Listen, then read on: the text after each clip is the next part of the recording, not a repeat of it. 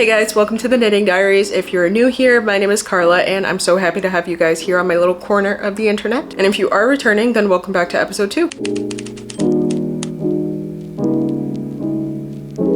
On this episode, I wanted to review my fall knitting plans. I might be a little late. We have been in fall for about a month now, but we still have like another 2 months or so, so I figure better late than ever. As I mentioned in episode 1, I am not a furious knitter. So in this video, I'm only featuring about 6 patterns, 2 of which I've already started. So without further ado, let's hop into the video. Before I hop into the patterns, I just wanted to review what I'm wearing. This is the Daydreamer cardigan by Kutova Kika. If you guys watched episode 1, you would have seen this. Now, is it a little too hot to be wearing this? Yes, but I had to stick to the theme. I felt bad that I didn't wear anything that I made in the first episode, so I figured I would just suffer through overheating and wear this for the video. Here's a little bit of a close-up. She is stunning. As you can see, the mohair is kind of flying all over the place, but I love this. I just knitted this in Cascades 220 Superwash Merino and Dropskid Silk. It just made a beautiful, stunning baby yellow color that I love so much, hence why I'm wearing it for this video. Enough of what I'm wearing, let's hop into the patterns.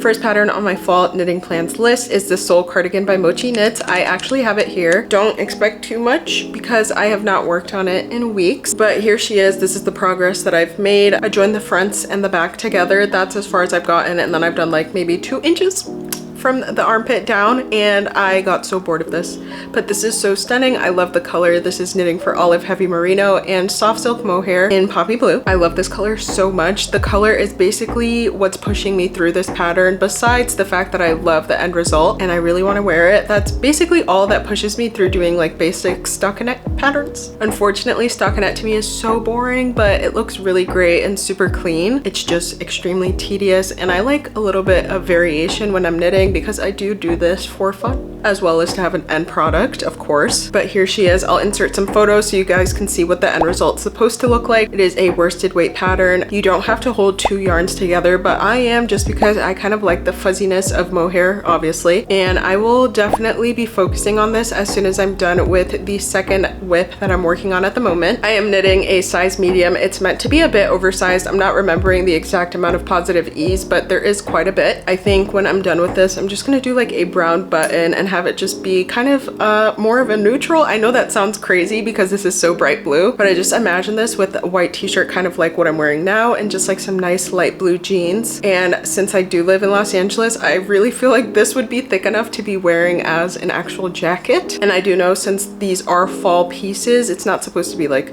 so super thick, but I also think this is a great piece that you could put under a jacket as well if you live in a colder climate. I can't wait to actually make some progress with this because I really do love the color and I love the construction of the cardigan, but I just have, you know, different priorities at the moment. Next in my fall knitting plans is sweater number 15 by My Favorite Things Knitwear. I debated whether or not I was gonna knit this, and once I started, I've not put it down. So here she is. Oh my god. I want to cry. This looks stunning, and it really is stunning. It's even more stunning in person. If you watched episode 1, you saw that I was talking about this yarn in my stash, which is Sanisgarn Sunday and Tin Silk Mohair in pink lilac. And at that time that I was filming, I didn't really know exactly what I wanted to make with this. However, I decided very quickly that I was going to make sweater number 15. This is my first cabled pattern that I made. This has been such a joy to knit and so fun. Obviously, that's why I haven't picked up the Seul cardigan, because this has been taking up all of my brain. I am late to the party. I think this pattern came out maybe 2 years ago, but you know, very timeless, very classic, I think. I was debating if I wanted to do something that I think was kind of a loud pattern in this color, but I have zero regrets. This is so stunning. That's the word for this video, it's just stunning. I am knitting a size medium. It is an oversized sweater, and the pattern is meant to be knitted in 2 strands of yarn, so these are the yarns that I chose. Here is a little bit of a close-up so you can see the color a bit better, and here is the cable pattern a bit closer. I am almost done with the body, thank God. As you can see, I am on my 12th cable repeat and I'm doing 13. And then luckily the ribbing at the bottom isn't too long. I think it's about 1.5 inches, so I will be done with the body soon, hopefully tomorrow. And then I will have to pick up the stitches and do the neckline. I don't know if I have enough yarn for this, but luckily I did buy this in person, so I can just go and buy one more skein. Yes, I know this color is not very fall, but I love these colors. I feel like I wear pink a lot in the winter.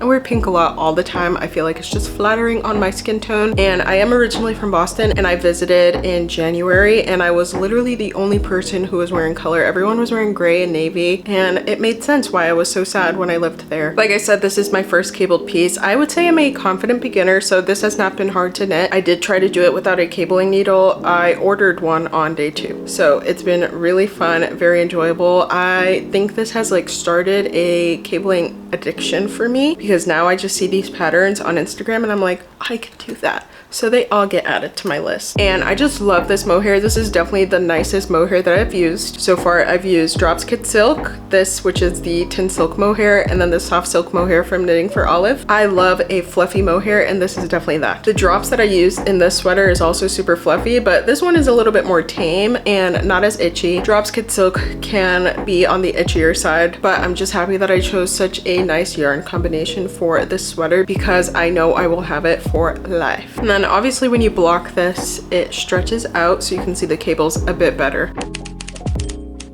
Like I said, sweater number 15 has opened up my horizons to the land of cabled sweaters. However, I don't want to jump in from this to another complicated cabled sweater. Not that sweater number 15 is complicated, but it is repetitive and long, and I don't want to test my patience, because whenever I do that, I end up putting something down and not picking it up for 2 months. The braidy loop sweater looks like a beautiful in-between. It has some cables, but it has some interesting texture as well. Like I said, stockinette is a bit boring to me, so I'm not finding myself gravitating too much to just purely stockinette patterns. They are beautiful. Sometimes I look at some certain constructions of sweaters and I'm like, if I had the patience for that, that would be very well loved in my wardrobe. However, at the moment, I just need something a little bit more mentally stimulating, and the braidy loop sweater is definitely that. This is a DK weight pattern with 2 strands of yarn held together, and I've had this like stunning green shade just stuck in my head. So the yarn that I'm thinking for this is the Knitting for Olive merino and the soft silk mohair in pea shoots. I don't wear too many other clashing pieces, so I can really use these colors. I know other people just prefer neutrals, so you can put whatever neutral color you have in your head and apply it to this sweater as well. I like the gray that was in the pictures, but I kind of like gray in everything, and I know that if I did not put a stop to it, I would knit everything in gray. However, I've knit nothing in gray yet, but there are just too many beautiful yarn color options for me to just pick gray, black, or cream. You know, it has a nice drape, so it's not super thick. That's kind of the patterns that I find myself gravitating towards. I don't love knitting in small needle sizes, but I don't mind if I get a good end result. It's using a US 6/4mm needles for the body, and then a smaller size for the ribbing. I don't hate that size of needle, but it is small enough just to get like the stitch definition that I love.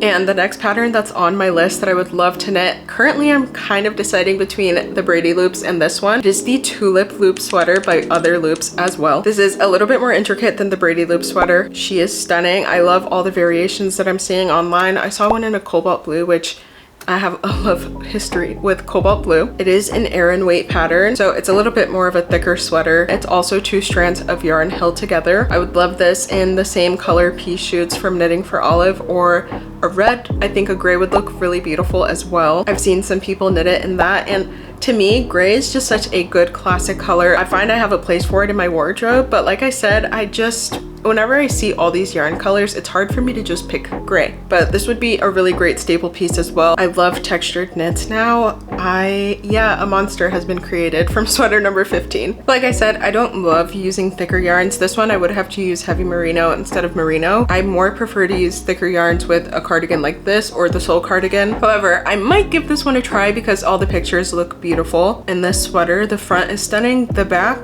the details, just beautiful. People who create these patterns for me to knit, I am eternally grateful. So realistically, those 3 are the only patterns that I probably will be able to finish before December 21st. I think that's the first day of winter. But I have 2 honorable mentions, or sweaters, that if I was like a superior quick knitter, I would also include in my roster.